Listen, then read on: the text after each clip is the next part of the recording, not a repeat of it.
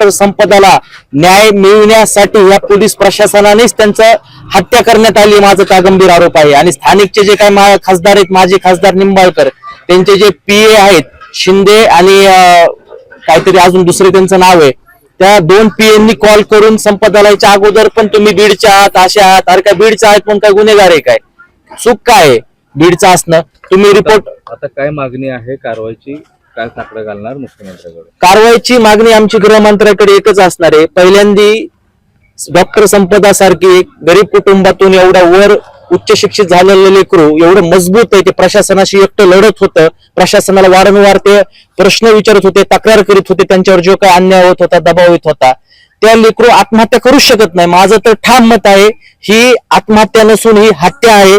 जो काय स्थानिकचे पोलीस अधिकारी आहे, ते महाडिक नावाचा जो कोणी एसपी तिथे डीएसपी होते, ते काय बदने म्हणून तो मुख्य आरोपी आहे, हे सर्व पोलीस प्रशासनातल्या अधिकाऱ्यांच्या चौकशा करायला पाहिजेत, महाडिक पासून चौकशी करायला पाहिजे।